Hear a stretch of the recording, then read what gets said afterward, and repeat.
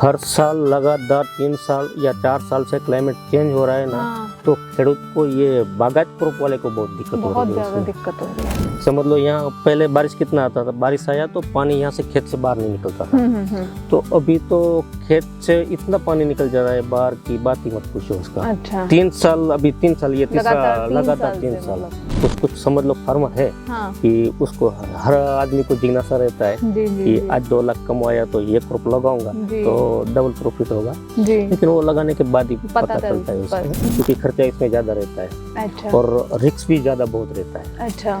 हाँ, पैसा आया तो ठीक है, नहीं तो जाता भी है इसमें। तभी किसान लोग दाड़म में हाथ डालने से थोड़ा डरते हैं। 2 साल से पहले जो अनार था और नर्मदा का पानी आने के बाद जो उसका साइज भी अच्छा रहता है, शाइनिंग भी अच्छी रहती है, क्योंकि पानी एक मीठा रहता है, ठंडा पानी रहता है।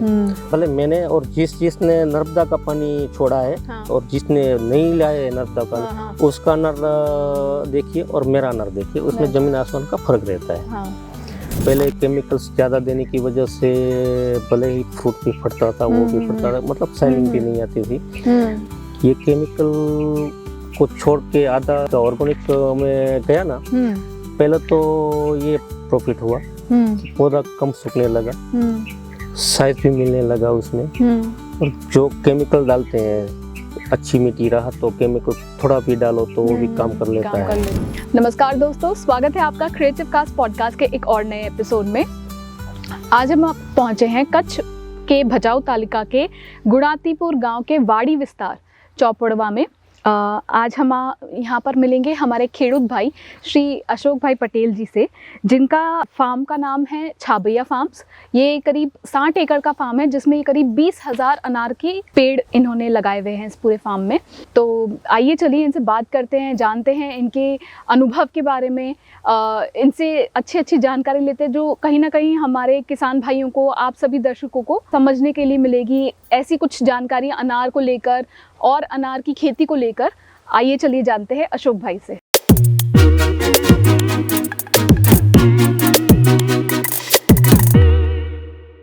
अशोक भाई, आपका बहुत बहुत स्वागत है हमारे चैनल पे। अशोक भाई, सबसे पहले तो हमें आप बताइए कि कैसे आपने इस अनार के खेती की शुरुआत करी। मतलब आप पहले से ही अनार की खेती करते थे या पहले कोई और क्रॉप वगैरह उगाते थे? पहले शुरुआत में क्रॉप था अपना जो नॉर्मली यहाँ क्रॉप चल रहा है, मूंगफली है, अच्छा, कॉटन है, अच्छा, एरंडा बोलते हैं इसको जो लगा हुआ है वो। अच्छा। लेकिन पिछले 7 साल से या करीबन 8 साल हो गए, अच्छा, तब से अनार लगाया हुआ था। पहले 5,000 पौधा था, फिर धीरे धीरे करके उसको बढ़ाता गया, क्योंकि थोड़ा पहले ट्राई तो करना पड़ता है। कोई भी क्रॉप लगाए, कोई भी क्रॉप लगाने तो उसमें कितना बेनिफिट रहता है कि कितना पैसा उसमें लगता है और कितना आदमी लगता है, तो उस हिसाब से पहले 5,000 पौधे में लगाया था। अच्छा। तो 3 साल के बाद थोड़ा थोड़ा करके अभी 20,000 प्लांट है, यानी कि 60 एकड़ में है अभी। तो उसमें जैसे कि समझ लोगे अभी कंसल्टेंट रखते हैं, तो पहले कैसे करते हैं कि अपने खुद को भी जानना पड़ता है जी। समझ लो कोई भी क्रॉप हो, पहले मूंगफली कर रहे थे तो उसको भी पहले पहचानना पड़ता है क्रॉप की कैसे पकता है, कैसे कितना मेहनत लगता है, कितना खर्चा लगता है। तो इस हिसाब से पहले कितना खर्चा आया इसमें, पर एकड़ पे कितना खर्चा आता है, क्योंकि खर्चा इसमें ज्यादा रहता है। अच्छा। और रिस्क भी ज्यादा बहुत रहता है। अच्छा। हाँ, पैसा आया तो ठीक है, नहीं तो जाता भी है इसमें। तभी किसान लोग दाड़म में हाथ डालने से थोड़ा डरते हैं, दाड़म जैसे क्रॉप में हाथ डालने से डरते हैं। इसका रीजन दाड़म देखो, या तो बागायत कुछ भी समझ लो, मौसमी है कि ये अनार जो है वो उसमें एक रिस्क वाला रहता है, क्योंकि ये फ्रूट में चला जाता है, इसमें बहुत सारी बीमारियां रहती है। पकने के टाइम पिछला जो 1 महीना रहता है ना, इसको 6 महीना लगता है पकने के लिए। अच्छा। तो पहले से ही स्टार्टिंग से ही खर्चा करना पड़ता है, तो जाके 6 महीने तक पूरा खर्चा करना पड़ता है। तब तक इसमें पर एकड़ पे 2 लाख का खर्चा बैठ जाता है। पर एकड़ पे 2 लाख का खर्चा? 2 लाख का खर्चा बैठ जाता है।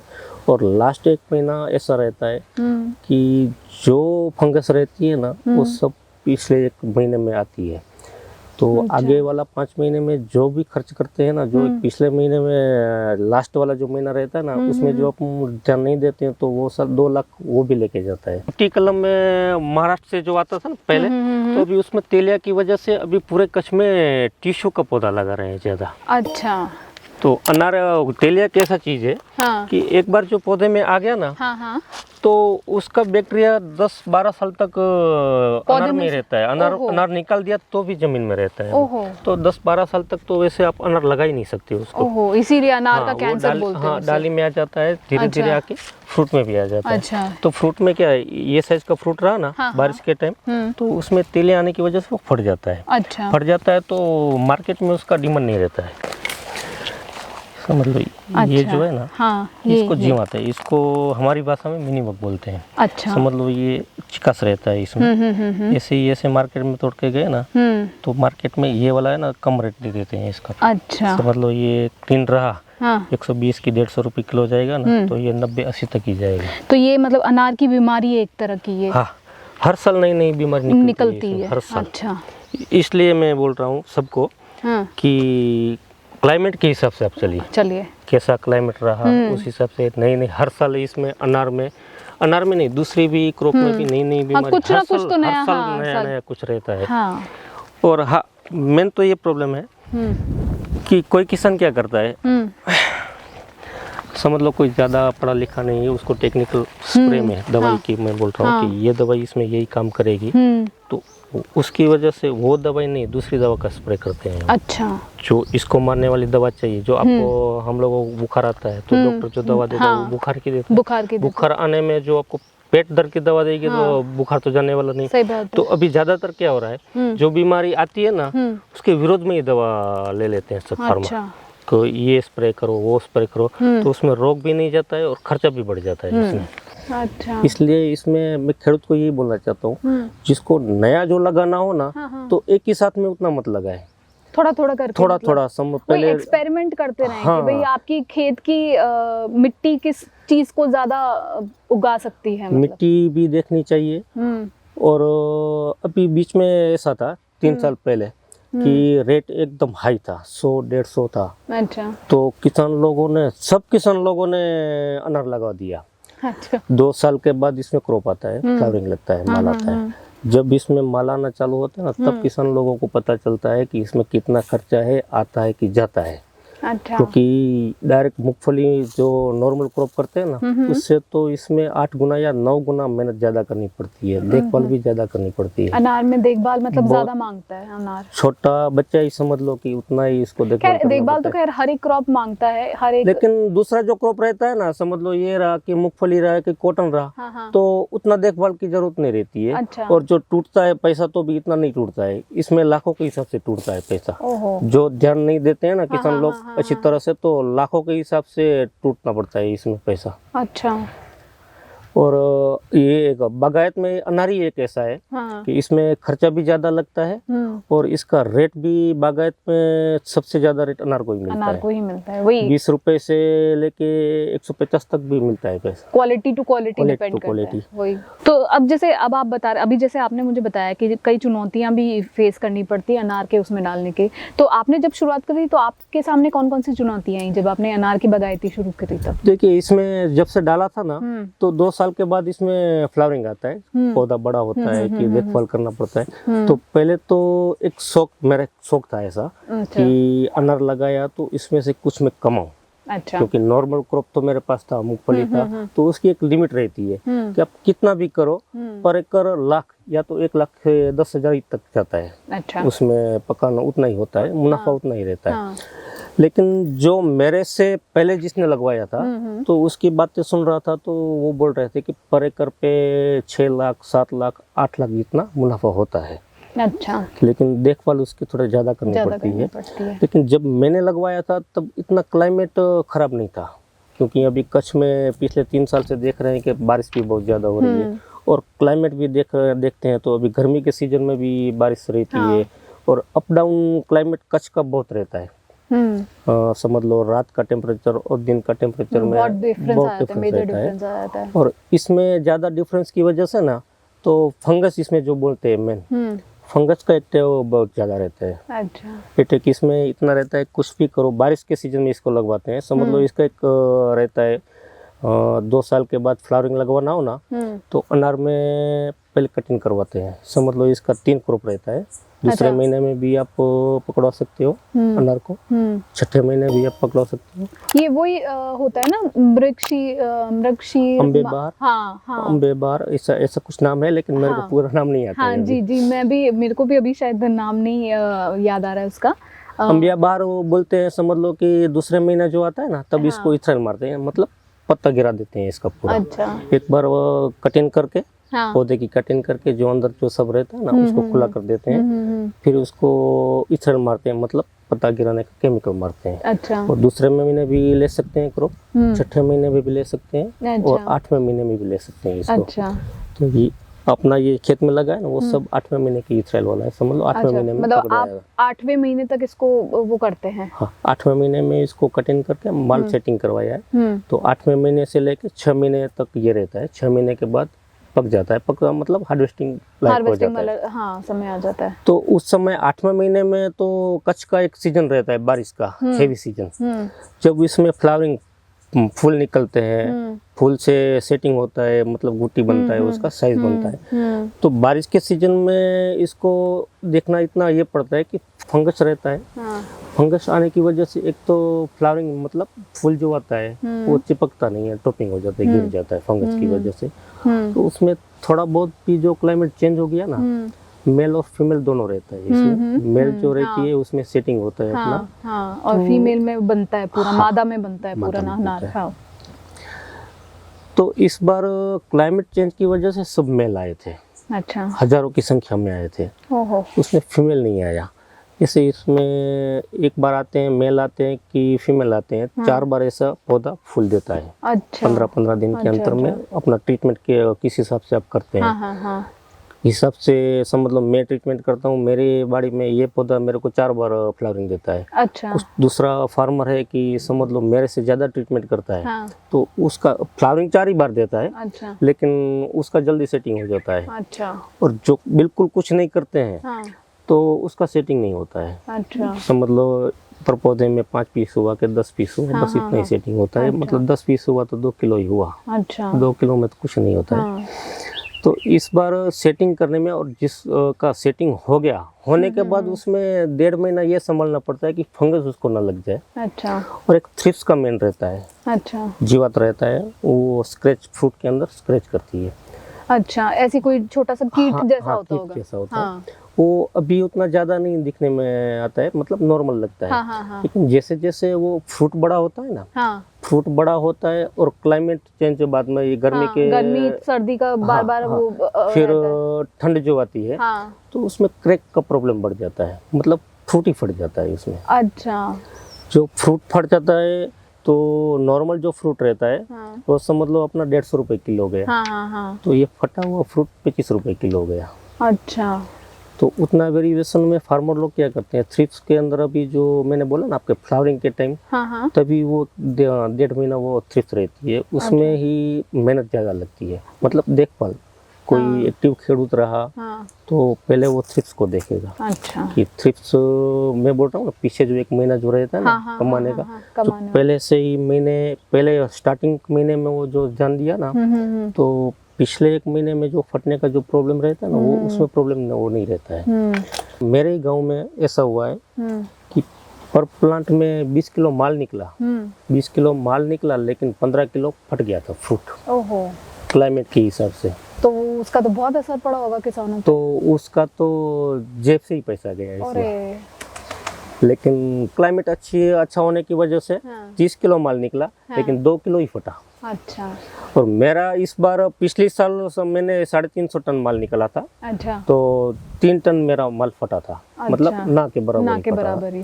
लेकिन वो मैं खेडूत को ही मैं, ठीक है गांव में मेरा नाम है, सब मेरे को ही पूछते हैं कि क्या क्या ट्रीटमेंट करना पड़ता है, लेकिन मैं सब खेडूत को यही बोलता हूँ कि पीछे जो आप ट्रीटमेंट कर रहे हैं, समझ लो फ्रूट बड़ा हो गया फिर फटता है, तो वो बात का प्रॉब्लम, वो बाद में सॉल्यूशन नहीं होता है। समझ लो अपने को बुखार आया, तो बुखार आने से पहले समझ लो स्टार्टिंग हो गया तो तब से ही दवा ले लिया होता तो हो जाता है। फिर हाई लेवल में चला जाता है तो बहुत नुकसान ही होता है। तो मैं सब फार्मर को यही बोलता हूँ कि जब अपना इथराइल पत्ता गिरता है तब फूल निकलता है ना, तब से ही एक्टिव रहो। अच्छा, पहला 2 महीना, पीछे मतलब 1 बार बार महीना। चेक करते रहें कि बार भाई बार हाँ कि भाई कोई थ्रिफ्ट या कोई फंगस या कोई भी हाँ। ऐसा कीट वगैरह जो अनार की फसल को खराब करे, एटलीस्ट वो ना हो। इसमें पहला 2 महीना एक देखना पड़ता है हाँ। और पीछे वाला 1 महीना, पीछे वाले 1 और महीना। 3 महीना तो कोई प्रॉब्लम नहीं रहता है, बीच वाला जो एक हाँ, तो बार वही setting मतलब होने का। शुरुआत से ही थोड़ा ध्यान हाँ। अगर लगातार ध्यान देते रहे तो फिर आपकी फसल की क्वालिटी भी मेंटेन रहेगी और और आपको अच्छा बेनिफिट भी अच्छा रहता है। लेकिन जो ध्यान नहीं देता है फार्मर, हाँ। तो एक ये जुगाड़ जैसा ताल है, जो आया तो आया 5 लाख पर एकड़ पे 5 लाख भी आ गया, हाँ। 8 लाख भी आ गया, जी। और जो गया तो जेब में से भी लेके जाएगा। सही बात है। अभी जैसे आपने मुझे बात करी कि भाई मौसम काफी बदलता रहता है यहाँ का, अब आप इतने साल से खेती कर रहे हैं, तो वाकई में आपने अभी कुछ सालों में मौसम में इतना बदलाव देखा है कि मतलब मीडिया की तरफ से एक तरह से हाइप बना हुआ है कि नहीं ग्लोबल वार्मिंग हो रही है। नो डाउट ग्लोबल वार्मिंग हो रही है, उसका असर कहीं ना कहीं पड़ रहा है, लेकिन क्योंकि एक किसान को ज्यादा नॉलेज होती है, क्योंकि पूरे दिन रात आप खेत में रहते हैं, मौसम से डील करते हैं, तो आपको ज्यादा पता होता है कि हाँ भाई मौसम में क्या क्या बदलाव आ रहे हैं, क्या क्या नहीं आ रहे हैं। तो ये जो इतने सालों में अभी जो जलवायु में जो परिवर्तन आए हैं, ये मतलब कितने आपके हिसाब से पहले से और अभी तक नहीं, में? पहले से जब मैं यहाँ पे आया, मैं वैसे मेरा गांव पुराना नखत्राना तालुका का है। अच्छा। मेरे को यहाँ आने से 15 साल हो गए। अच्छा। जब मैं आया था तब इतना क्लाइमेट यहाँ चेंज नहीं, वहाँ पे भी नहीं था। अच्छा। पिछले 3 साल से मैं देख रहा हूँ कि हर साल बारिश का ज़्यादा ही आने का होता है। समझ लो यहाँ पहले बारिश कितना आता था, बारिश आया तो पानी यहाँ से खेत से बाहर नहीं निकलता था। तो अभी तो खेत से इतना पानी निकल जा रहा है बाहर की बात ही मत पूछो उसका। अच्छा। 3 साल, अभी 3 साल, ये तीसरा लगातार 3 साल। मतलब। तो क्लाइमेट इतना, ये अनार को जब हमारा इसको पत्ता गिराने का टाइम रहता है ना, उसी टाइम बारिश 8वें महीने को हम ये इसको माल पकड़ाने का टाइम रहता है, और कच्छ में बारिश का टाइम 8वें महीने का ही रहता है। हाँ। हेवी बारिश का टाइम। हाँ। तो इस साल बहुत दिक्कत हो जाता है। अच्छा। कच्छ के क्लाइमेट मतलब आपके हिसाब से जलवायु में वाकई में बहुत ज्यादा परिवर्तन है, बहुत ज्यादा। 3-4 साल से ऐसा लग रहा है मेरे को कि बहुत परिवर्तन आया। मतलब ये वाकई में बारिश जो हो रही है वो इतनी लगा, देख ही रहे हैं हम न्यूज में, अलग अलग जगहों पे अलग अलग बारिश भी हो रही है। हाँ, बारिश भी हो रही है और गर्मी भी बढ़ रही है। और गर्मी के अभी देखो 2 साल से ऐसा हो रहा है। इस साल भी बारिश आया, समझ लो कि ये अनार को छोड़ के दूसरे को अपना समझ लो जीरो बोल सकते हैं कि गेहूं बोल सकते हैं। तो खेडूत का उस टाइम माल सबका रेडी रहता है। बारिश की आने की वजह से वो सब क्रॉप गया पानी में। पहले कैसा था कि क्लाइमेट उसमें भले ही 10 या 15 दिन आगे पीछे बारिश रहता था, कि समझ लो कि कच्छ का क्लाइमेट उस हिसाब से रहा कि 7वें महीने में बारिश आता है कच्छ का। कच्छ में हाँ। पहले ऐसा ही था कि 7वें महीने में ही बारिश आता था, या तो एंडिंग में आता या तो फर्स्ट में आता।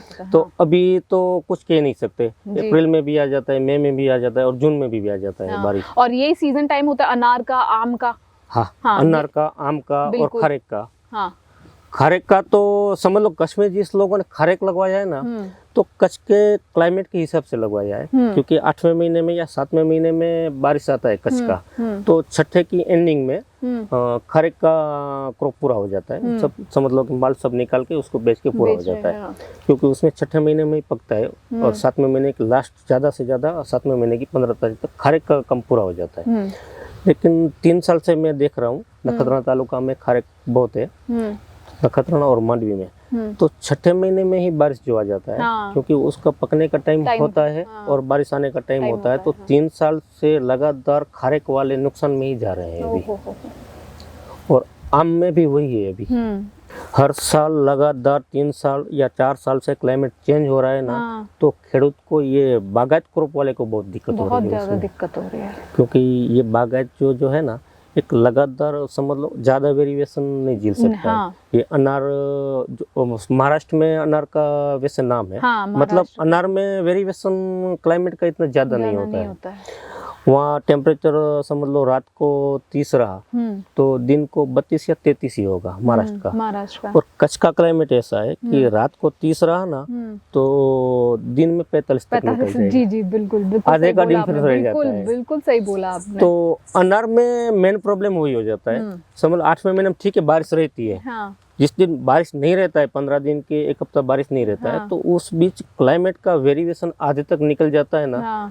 तो वो जो क्लाइमेट कच्छ को महाराष्ट्र जैसा जो क्लाइमेट मिल जाए ना, तो अनार कच्छ जो अभी निकल रहा है ना माल, हाँ। तो मेरे हिसाब से जो क्लाइमेट महाराष्ट्र जैसा यहाँ मिल जाए, तो महाराष्ट्र को भी पीछे छोड़ सकता है, राजस्थान को भी पीछे छोड़ सकता है, क्योंकि यहाँ का फार्मर ही ऐसा है कि वो पहले समझता है क्रॉप को, ऐसे लगा दिया ऐसे नहीं लगा। महाराष्ट्र में क्या करते हैं, महाराष्ट्र में क्या छोटे छोटे फार्मर, मतलब एक 400 पौधा कोई लगवाता है, कोई 500 पौधा लगवाता है जी, वो समझ लो कि आज ये करना है तो वो कर सकते हैं। अच्छा, उसका फैमिली पूरा उसमें ही रहता है, कर सकते हैं। यहाँ कच्छ में फार्मर क्या है, मिनिमम छोटा भी फार्मर रहा तो 5000 पौधा उसके पास रहेगा जी। मेरे गांव में ऐसा है कि 1 लाख 1.25 लाख एक फार्मर के पास पौधा है। अरे बाप रे। और इसमें जितना आप काम करो, जितना ध्यान दे सको ना, उतना बेनिफिट आपको ज्यादा रहेगा। महाराष्ट्र में आपको क्वालिटी भी मिलेगी, सेलिंग भी मिलेगी, साइज भी, क्योंकि उसके पास एक लिमिट है कि 400 पौधा है, ज्यादा से ज्यादा फार्मर के पास 1000 पौधा ही रहेगा, उससे ज्यादा नहीं रहेगा। यहाँ तो 5000 रहता है, 10,000 रहता है, लाख तक रहता है। इसको टाइम पे टाइम खाद भी देना जरूरी है, पानी भी देना जरूरी है।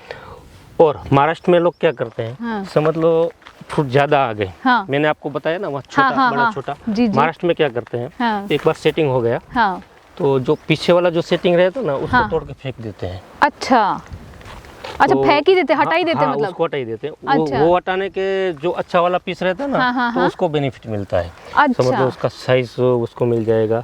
ज्यादा फ्रूट रहने की वजह से क्या होता है, कोई फ्रूट 200 ग्राम से ज्यादा 300 ग्राम कम फ्रूट, मतलब लिमिट। इसकी कैपेसिटी पौधे की 30 से 40 किलो की ही है। अच्छा, उससे अब फ्रूट लग जाएंगे, 100 किलो तक भी निकलेंगे, लेकिन आपको जो अंदर क्वालिटी चाहिए, शाइनिंग चाहिए, इस तरह ज्यादा फ्रूट की वजह से वो आपको नहीं मिलेगी। इसलिए इसमें लिमिट एक रहती है कि 100 फ्रूट, 100 से 125 फ्रूट ही रखिए, उससे ज्यादा फ्रूट मत रखिए इसमें। कुछ समझ लो फार्मर है कि उसको हर आदमी को जिज्ञासा रहता है कि आज 2 लाख कमाया तो ये क्रॉप लगाऊंगा तो डबल प्रॉफिट होगा, लेकिन वो लगाने के बाद ही पता चलता है उसको। लेकिन मेन प्रॉब्लम अभी कच्छ में क्लाइमेट का एक बहुत ज्यादा इशू रहता है, बहुत ज्यादा इशू हो रहा है, मतलब क्लाइमेट इशू बहुत आ रहा है। अच्छा अशोक जी, अब जैसे अभी हम बात कर रहे थे मार्केट की, फूड मार्केट की आप बात बता रहे थे कि जैसे तो अनार का अपने कच्छ, स्पेशली कच्छ के अनार का भारत में किन किन जगहों पर फूड मार्केट है, मतलब कौन कौन से ऐसे बड़ी सिटीज हैं जहाँ पे अपने कच्छ के अनार जाते हैं। अच्छा और दूसरा कि आप अपने अनार भारत के साथ साथ क्या बाहर भी एक्सपोर्ट करते हैं आप अपने अनार? मैं नहीं करता, लेकिन मेरे गांव में है बहुत फार्मर है, क्योंकि मैं 60 एकड़ में एक अकेला आदमी रहता हूँ। अच्छा, तो मेरे को दिन में आके आदमी के ऊपर रहना पड़ता है, हार्वेस्टिंग के ऊपर। हार्वेस्ट होने के बाद एक लोडिंग करना पड़ता है, फिर उसको मार्केट के लिए भेजने के लिए गाड़ी भी ढूंढना पड़ता है जी।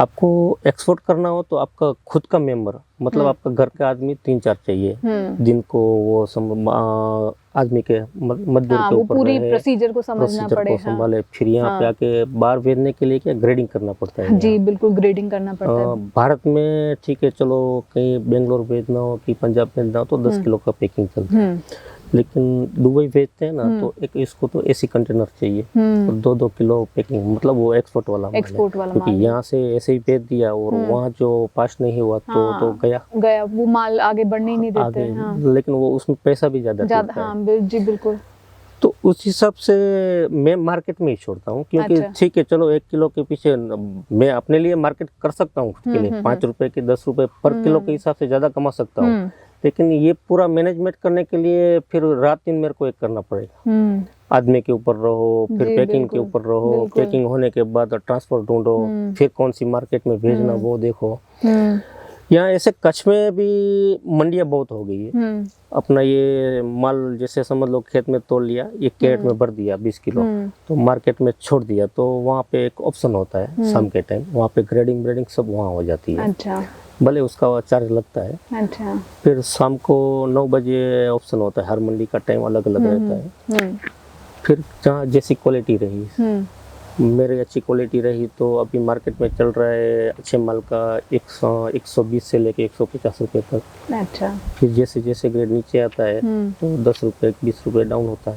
जैसे माल वैसा दाम मिलता है। और बहुत खराब नहीं, अभी मार्केट में थोड़ा तेजी है, मतलब अभी कमाने जैसा है फार्मर को। अभी बीच में सुनने में भी आया था कि काफी अच्छी प्रोडक्शन हुआ था अनार का कच्छ में। जब क्लाइमेट अच्छा रहता है ना तो सब फ्रूट ऐसे ही लगते हैं। ओहो, तो ये कितने मतलब ग्राम का वेट क्या? 400 ग्राम का है ये। अच्छा। 400 मिनिमम आपको 200 से लेके 500 ग्राम तक का फ्रूट मिलता है। ओहो। जो क्लाइमेट सही रहा तो इसमें इस साल आगे पीछे माल आया है। अच्छा। समझ लो कोई इसमें आधा पीस हार्वेस्टिंग मतलब लेने जैसा हो गया है। हाँ। ये छोटा वाला है तो इसको अभी 1.5 महीना लग जाएगा निकलने के लिए। अच्छा। इसको 15 दिन लग जाएगा। अच्छा। वो सब पीस तैयार है, वो भी हार्वेस्टिंग चालू है। अच्छा। उतरने का ये रहा। मार्केट में ये जो फ्रूट रहे ना अभी इसका वैल्यू बहुत रहता है। इसको ही बोलते हैं भगवा सिंदूरी। इसका कलर, इसका शाइनिंग देखिए। ये शाइनिंग का डिमांड रहता है मार्केट में, डिमांड बहुत रहता है। कितनी सुंदर शाइनिंग है इसकी। सही। और ये अनार जो है ना, आपको पूरा टेस्ट मतलब मीठा टेस्ट जो इसको लेना हो ना, तो ठंड के सीजन में जनवरी से लेके मार्च तक। अच्छा। इसका ओरिजिनल टेस्ट मिलेगा आपको। अच्छा। खाने के लिए। अच्छा। ज़्यादा शुगर वाला ओरिजिनल टेस्ट। अभी गर्मी की वजह से थोड़ा डिफरेंस हो जाता है इसमें, मतलब उतना मिठास नहीं रहता है। अच्छा। लेकिन खाने का तो अच्छा ही रहेगा, लेकिन थोड़ा मिठास मतलब थोड़ा कम रहेगा इसका। होता है क्योंकि कच्छ में अनार का पौधा ही बहुत है, अनार का क्रॉप ही ज्यादा है कच्छ में। पहले जिस लोगों ने समझ लो ये सरगवा बोलते हैं, आप क्या बोलते हैं? सरगवा, ड्रमस्टिक, मोरिंगा इंग्लिश में ड्रमस्टिक, मोरिंगा, सरगवा। तो मेरे गांव में भी थे वो बहुत। पूरे कच्छ में समझ लो वो साइड में थे जहाँ पानी कम रहता है ना, वहाँ लोगों ने वो लगवाया था। अच्छा। लेकिन क्लाइमेट के हिसाब से वो नहीं हुआ। तो फिर वो निकल के वो सब लोगों ने अनार लगवा दिया। अच्छा। अनार में ठीक है, पहले पौधा लेते हैं तो 20-30 रुपए में मिल जाता है एक पौधा। तो एक पौधा के हिसाब से देखे तो 400 पौधा लगता है तो 12,000-20,000 में पर एकड़ में हो जाता है। जो खेडूत के पास जैसी जमीन है समझ लो उसके पास कौन सा भी क्रॉप करो, ये भी करो कि कॉटन भी करो, तो उसको पानी तो थोड़ा अच्छा चाहिए रहता है। ज़्यादा टीडीएस वाला पानी नहीं लगता है। अनार एक ऐसा है कि इसको ज़्यादा टीडीएस वाला पानी चलता है। अच्छा। जहाँ पे कुछ नहीं होता है, कॉटन नहीं होता है, एरंडा नहीं होता है, मूंगफली नहीं होती है, तो वो कच्छ का इलाका ज़्यादा है कि उसने अनार लगवा दिया। थोड़ा पानी कम रहा कि टीडीएस ज़्यादा रहा तो भी पर प्लांट के में 5 किलो निकल आता है, तो 60 रुपये रेट रहा तो भी 300 का प्लांट हो जाता है। अच्छा। तो एक एकड़ में 400-450 पौधा बैठ जाता है। अच्छा। जिसके पास पहले कुछ नहीं होता था, एकड़ पे 50,000 या 30,000 होता था, उस हिसाब से अनार में देखे तो 1.5 लाख जैसा हो जाता है। फिर वो फार्मर के ऊपर रहा कि वो कैसी मेहनत करता है। वो कैसी मजदूरी अंदर करता है। तो इसमें जितना ज़्यादा फार्मर ध्यान देते हैं ना, तो उतना बेनिफिट इसमें ज़्यादा रहता है। सही। अब जैसे पानी की बात करें, अब कच्छ में तो वैसे भी पहले पानी की कमी होती थी, अभी तो ये नर्मदा कैनाल प्रोजेक्ट से बहुत मतलब खेडूत को बहुत ज़्यादा फ़ायदा मिल गया। तो आप किस तरह से अपने खेत में वाटर मैनेजमेंट करते हैं, और कैनाल का कितना बड़ा रोल प्ले हुआ है, कितना बड़ा रोल रहा आसपास के खेडूत के लिए कैनाल आने से? कितना बड़ा, देखिए कैनाल तो बच्चे को भी पूछेंगे ना तो वो भी बोल देगा कि नहीं, कैनाल का पानी मिलता है तो अच्छा। हाँ। भले आदमी के लिए अच्छा, कि खेत के लिए भी अच्छा ही रहता है। हाँ। ये मेरा कैनाल तो जाती है यहाँ से 2 साल पहले ही गई है, पहले रापरी तक थी। अच्छा। तो यहाँ 2 साल से गई है, मैं भी पानी लेके आया हूँ। लेकिन पानी 2 साल से पहले जो अंदर था और नर्मदा का पानी आने के बाद जो उसका साइज भी अच्छा रहता है, शाइनिंग भी अच्छी रहती है, क्योंकि पानी एक मीठा रहता है, ठंडा पानी रहता है। पानी में बहुत फर्क रहता है। जो जिसने भले मैंने और जिसने नर्मदा का पानी छोड़ा है और जिसने नहीं लाया है नर्मदा का, उसका अनार देखिए और मेरा अनार देखिए, उसमें जमीन आसमान का फर्क रहता है। उसका तो अपन ने यहाँ पे ऐसे मतलब ड्रिप इरिगेशन फैसिलिटी ऐसी वो सब करके रखा हुआ है। ड्रिप इरिगेशन है। अच्छा, टेक्नोलॉजी का मतलब अपन ने फुल यूज किया है, मतलब जो वो करना ही पड़ता है। सरकार जो ने बागायत तो लोग करते हैं ना, उसको ड्रिप इरिगेशन पहले ही डाल के ही सोच के ही करना चाहिए ना। ऐसे खुले पानी में दूसरा क्रॉप हो जाता है। मतलब बागायत कुछ भी लगाओ, लेकिन ड्रिप इरिगेशन के सिवा नहीं होगा वो। अच्छा। क्योंकि उसको ज्यादा पानी पीनी चाहिए और कम पानी पीनी चाहिए। मूंगफली को चलता है, कॉटन को चलता है, एरंडा को, दूसरे क्रॉप को चलता है, लेकिन बागायत क्रॉप को नहीं चलता है। उसमें ड्रिप इरिगेशन और स्प्रे समझ लो कि पहले इसमें बड़ा ट्रैक्टर था कि छोटा जो भी था वो, लेकिन अनार के या दूसरा कोई भी क्रॉप करो, एक तो साधन सामग्री पूरी चाहिए। सब पहले इसमें हाथ से भी स्प्रे करते थे दूसरे क्रॉप में, लेकिन इसमें हाथ से स्प्रे नहीं हो सकता है। बागायत करने से आपको ट्रैक्टर भी लेना पड़ेगा, पंप का स्प्रे भी लेना पड़ेगा। मतलब टेक्नोलॉजी साथ में चाहिए ही चाहिए। नहीं चाहिए ऐसे भी नहीं, कुछ ज्यादा फार्मर कुछ ऐसे भी है कि भगवान के भरोसे छोड़ देते हैं कि जो आया सो, लेकिन वो उस हिसाब से रहता है। उसको जिज्ञासा नहीं रहती है कि आज 1 लाख, इस साल 1 लाख हुआ तो अगले साल 2 लाख कैसे बने वो जी है। बहुत फार्मर ऐसे है कि चलो लगवा दिया। लेकिन हाँ, अगर आप यूज करते हो तो ये है कि आपकी क्वालिटी अच्छी रहती है, उसकी उपज अच्छी रहती है, आपको दाम भी उस हिसाब से मिलेंगे। क्वालिटी अच्छी रही तो आपके यहाँ खुद व्यापारी लोग जो है ना, वो आपके फार्म में भी आके लेके जाते हैं अच्छा दाम देके। लेकिन क्वालिटी रही तो बिना क्वालिटी के नहीं। इसमें बागायत में ज्यादातर अनार में क्वालिटी का ही डिमांड ज्यादा रहता है। इसमें आप दुबई भी बेचते हैं तो उसमें भी क्वालिटी चाहिए। हाँ, क्योंकि फिर क्वालिटी भी रहनी चाहिए, उसको मेंटेन भी करके रखना चाहिए, क्योंकि अनार बड़ा जल्दी भी खराब हो जाता है। मतलब अनार के आप बागायती के कोई भी नहीं, बागायत दूसरे बागायत से अनार में खराब होने का चांस जल्दी रहता है।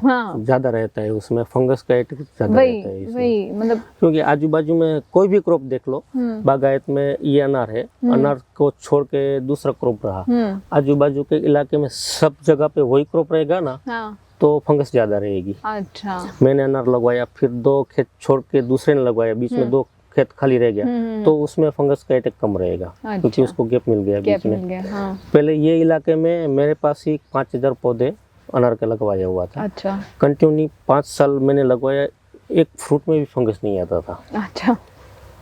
ये पहले जो स्प्रे कंपनी या टेक्निकल तो ज्यादा लेके आती थी, तो पहले उतना टेक्निकल का तो नाम ही नहीं आ रहा था मेरे को। लेकिन पिछले क्लाइमेट चेंज होने की वजह से पिछले 3 साल में तो कंपनियां का इतना नाम आ गया कि ये टेक्निकल का ये काम करेगा, ये काम, क्योंकि ये ग्रुप में सब में दाड़म हो गया अभी। उसमें एक फार्मर में ऐसा रहता है कि उसने दवा नहीं छिटकवाया तो मेरे भी खेत में आ सकता है, मेरे खेत में दूसरे खेत में भी जा सकता है। ये कोरोना जैसा है फंगस वाला। एक को लगा तो दूसरे को लगेगा ही। सही है। चलिए, अभी जैसे हम बात कर रहे थे फार्मिंग की, तो अपन ऑर्गेनिक, आप अनार की खेती में ऑर्गेनिक फार्मिंग को क्या एक बढ़िया विकल्प मानते हैं कि अनार की खेती ऑर्गेनिक फार्मिंग के रूप में करी जा सकती है, बिना केमिकल, बिना पेस्टिसाइड्स के, या बिना उसके? है एक विकल्प या जरूरी होता है थोड़ा? है, लेकिन जरूरी भी नहीं है कि ऑर्गेनिक आप करो। अच्छा। कोई फार्मर है ऑर्गेनिक कर रहे हैं, लेकिन ऑर्गेनिक में क्या है कि मेंटेनेंस आपका खुद का बढ़ जाता है। उसके टाइम टू टाइम देना पड़ता है। समझ लो कि इल्ली आया, मेरे फ्रूट में इल्ली आया, ऑर्गेनिक आता है, लेकिन ऑर्गेनिक कितने दिन में काम करेगा? हम लोग भी ट्रीटमेंट करवाते हैं, बुखार आता है तो होम्योपैथी में जाता है, जा रहे हैं तो उसमें भी 6-7 दिन तो लग जाएगा। तो इसमें भी केमिकल से स्प्रे करते हैं तो दूसरे दिन रिजल्ट मिल जाता है उसका। अच्छा। और ऑर्गेनिक का स्प्रे करते हैं तो मिनिमम 7 दिन निकल जाता है। अच्छा। तब तक जो मैं बोला आपको, मैंने बोल रहा है कि थ्रिप्स आया कि इल्ली आया, तो 7 दिन में तो वो पूरा उसका तो काम करके ही जाएगी, जो नुकसान करना है वो करके ही जाएगी। तो फिर उसका कोई मतलब नहीं रहता है ऑर्गेनिक का। मतलब हर फार्मर का अपना एक डिफरेंट व्यू है, अलग कहते हैं ना विचार है उसको लेकर। अब मैं ये पूछना चाहूँगी सवाल आपसे कि भाई जैसे आपके खेत की किसानी में अक्सर ना मिट्टी का जो स्वास्थ्य होता है, मिट्टी की जो हेल्थ होती है, सॉइल हेल्थ जिसे बोलते हैं, वो बहुत सुनने में आता है कि भाई सॉइल हेल्थ अच्छी होगी तो आपका प्रोडक्ट, आपका खेत अच्छा, मतलब अच्छी क्वालिटी देगा, है ना। अच्छा, और अभी कुछ रिसर्चों में ये भी पता चला है कि मिट्टी में जो जीवाणु होते हैं, जैसे कि कैटरपिलर है या ये छोटे छोटे जो जीवाणु हैं जो अपने आप ही खाद बनाते हैं, तो ये धीरे धीरे पेस्टिसाइड्स के यूज से खत्म होते जा रहे हैं, जिससे क्या हो रहा है, सॉइल की हेल्थ मतलब दिन पे दिन बिगड़ती जा रही है सॉइल की हेल्थ। तो अब आप इस पे क्या विचार रखते हैं? पहला सवाल ये। दूसरा सवाल, आप अपने खेत की मिट्टी की संरचना कैसे बनाए रखते हैं? आप ऑर्गेनिक की बात कर रहे हैं ना, तो नीचे से जो ड्रिप में जमीन में जो देना है, हाँ। वो दोनों मिक्स में मैं दे रहा हूँ। केमिकल भी जा रहा है, अच्छा, और ऑर्गेनिक बेस में भी जा रहा है। अच्छा, क्योंकि एक बाजू माल भी निकलना है, मतलब प्रोडक्शन भी लेना है, और मिट्टी को भी संभालना है। ज्यादातर मैं केमिकल दे, प्रोडक्शन मेरे को मिल जाएगा 2 साल में, लेकिन 2 साल में मिट्टी का जो है वो कम हो जाएगा। तीसरी दल वो जमीन खुद पे खुद बोल देगी कि इसमें ज्यादा केमिकल पड़ा है, तो उत्पादन में भी फर्क आ जाएगा। इसलिए अभी मैं और मेरे गांव में भी है 3-4 फार्मर ऐसे भी है कि वो पूरा ऑर्गेनिक में ही चल रहे हैं। और मेरे ग्रुप में ऐसे हैं कि आधा केमिकल में लेते हैं, आधा ऑर्गेनिक में लेते हैं। और जो छानिया खाद बनने का रहता है, इसमें बेसल डोज, हम इसको हमारी भाषा में बेसल डोज बोलते हैं। इसमें छानिया खाद भी डालते हैं और केमिकल्स भी डालते हैं इसमें।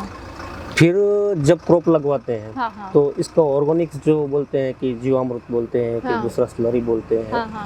तो जब मैंने अनार लगवाया था तब से मैं केमिकल में यूज कर रहा था। तो केमिकल में ऐसा हो रहा था कि ये जो पौधा है ना, तो सूख जाता था। ये जो ढेर पड़ा हुआ है ना, तो सब ये अनार का ही है, सूखा वाला का ही है।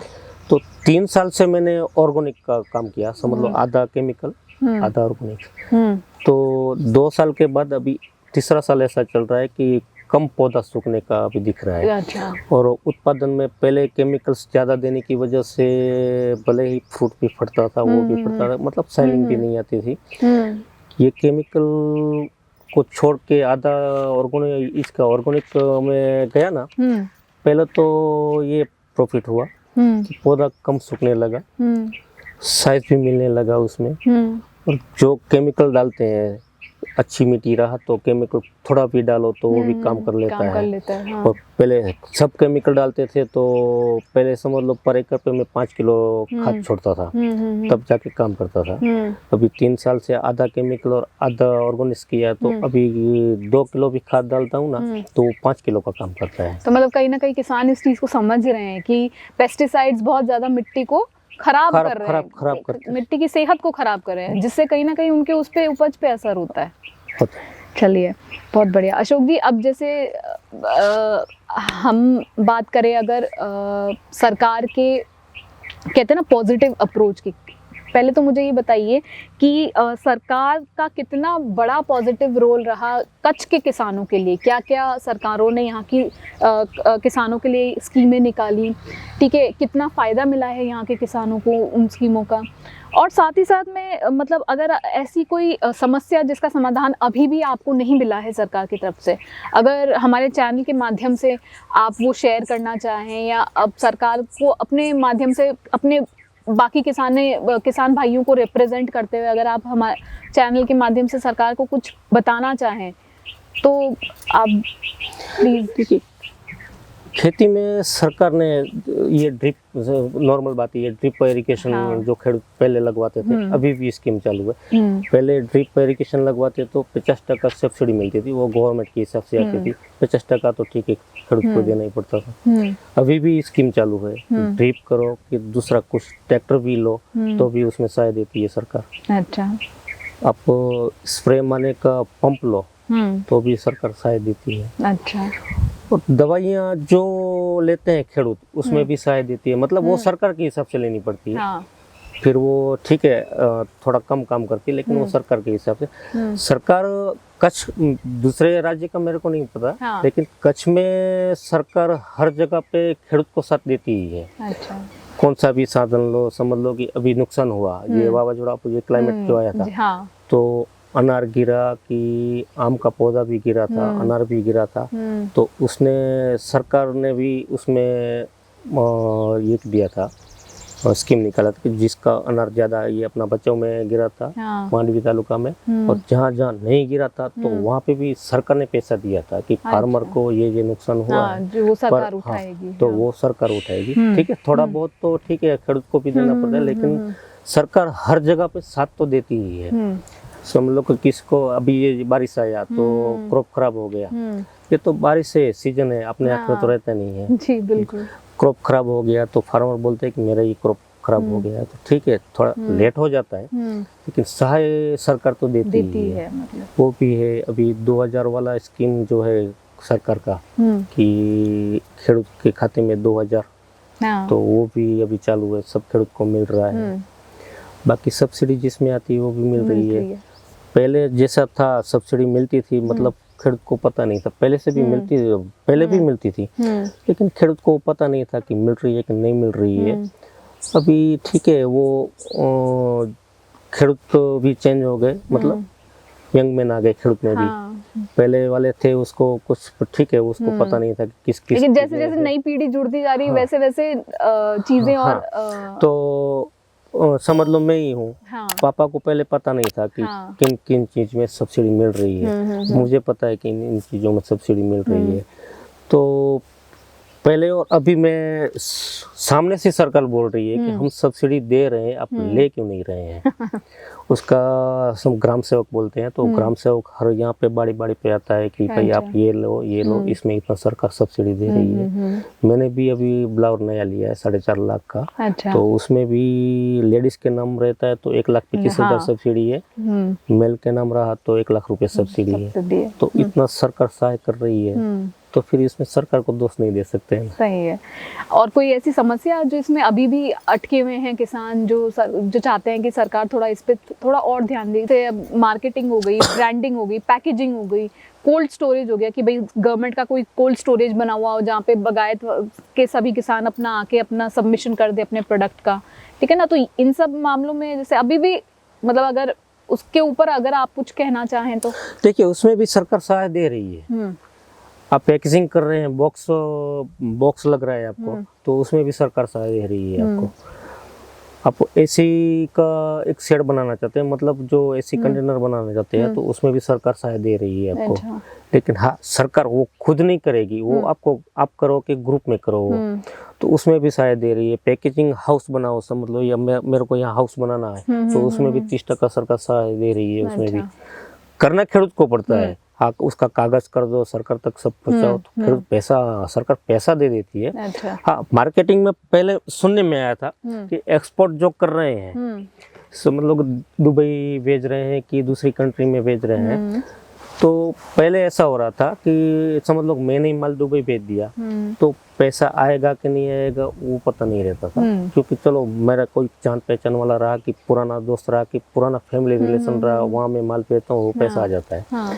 लेकिन अभी सुनने में ऐसा है कि जो एक्सपोर्ट कर रहे हैं ना, वो गवर्नमेंट थ्रू कर रहे हैं अभी। वो उसमें गवर्नमेंट की जवाबदारी रहती है कि सामने कौन सी क्वालिटी में आप माल डाल रहे हैं, तो वहां से पैसा गवर्नमेंट ही लेके आपको दे रही है। तो इसलिए फार्मर को भी कोई दूसरा कोई टेंशन जैसा बात नहीं है। हाँ, बस माल आपका पहुंच जाए टाइम पर और आपको डिलीवरी, और वो टाइम पे पेमेंट भी मिल जाए। चलिए बहुत बढ़िया। अब हम लास्ट सवाल आपसे यही कि जो युवा किसान हैं हमारे, या जो और दूसरे किसान भाई हैं जो चाहते हैं बगायती करना, या जो विचार कर रहे हैं, उनके लिए अगर आप कोई सुझाव देना चाहें कि भाई अगली पीढ़ी, नई पीढ़ी जो है, उनके ऊपर उनको अगर आप कोई मार्गदर्शन देना चाहें तो।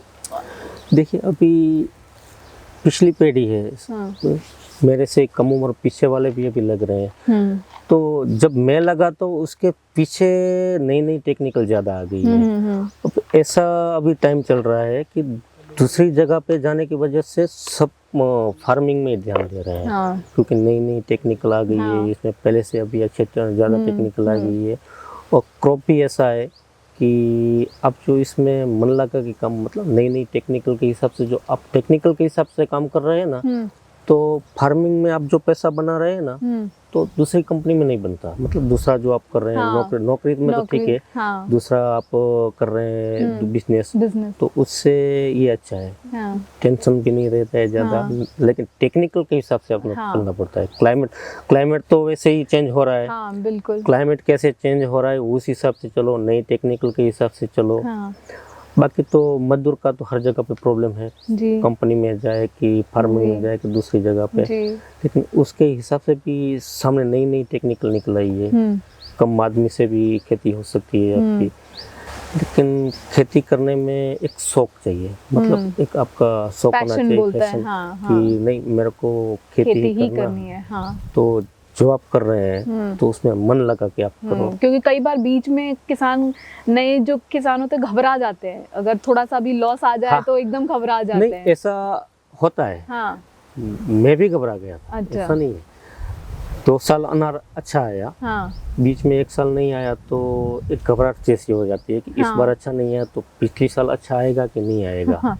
क्योंकि मेन खर्चा भी एक ज्यादा हो जाता है। आएगा कि नहीं आएगा कि नहीं वो तो क्लाइमेट के हिसाब से, लेकिन मेहनत आपको करनी चाहिए। क्लाइमेट के हिसाब से आपको चलना पड़ेगा। आपके हिसाब से तो क्लाइमेट चलने वाला नहीं है। वो तो है। तो अभी सिचुएशन कच्छ के हिसाब से क्लाइमेट में वेरिएशन इतना आ रहा है, वो तो आपको देखना पड़ेगा। अभी देखिए, युवा पीढ़ी को तो मैं एक ही बात कहना चाहूंगा कि जो करें आप फार्मिंग में आए तो फार्मिंग में, या तो दूसरा बिजनेस जो करना हो तो दूसरा, जहाँ पे करें मन लगा के करिए। मैं तो यही बोलूंगा, दूसरी जगह जाने की वजह से फार्मिंग में आइए, वही अच्छा है, मतलब वही भविष्य है अपना। हाँ। लेकिन आजकल की पीढ़ियां ऐसी है कि उसको मुफ्त का चाहिए, मतलब डायरेक्ट काम नहीं करना है, ऐसे ही मिलता रहे तो अच्छा है। आने वाली पीढ़ी में ऐसा ही चलने वाला है। अभी काम तो कुछ करने वाले नहीं है अभी। लेकिन फिर भी नहीं, अभी अच्छा है कच्छ में। जो फार्मर है अभी, उसने भी ऐसा ट्रेनिंग दे रखा हुआ है अपने बच्चों को कि वो भी अभी काम कर रहे हैं। मतलब मेरा ही बेटा है सब, तो अभी तो उसका छुट्टियां चल रही है, तो दोपहर के बाद वो भी आता है। अच्छा। तो मैं भी उसको घुमाता हूँ खेत में और सब बोलता हूँ कि ऐसे इसको ऐसे करते हैं, ऐसे करते हैं। तो मैं करता हूँ, तो दूसरे फार्मर को ही बोलना चाहता हूँ कि आपके जो है पीछे, तो उनको भी अभी से थोड़ा ट्रेनिंग तो चालू है, तब जाके थोड़ा काम कैसे। आएगा। और नई नई टेक्निकल जो निकल रही है अभी, तो उसके साथ भी आप चले। और फार्मर में जो दूसरा नया बहुत है, फार्मर में टेक्निकल है, तो उसके साथ चले तो अच्छा है कमाने का। इसमें दूसरे व्यवसाय से अच्छा है खेती। चलिए, बहुत बढ़िया, बहुत अच्छा लगा आपसे बात करके अशोक जी। आई एम श्योर हमारे दर्शकों को, हमारे किसान भाइयों को आपसे काफ़ी कुछ जानकारी मिली होगी। और आपका बहुत बहुत धन्यवाद हमारे साथ जुड़ने के लिए। Thank you so much.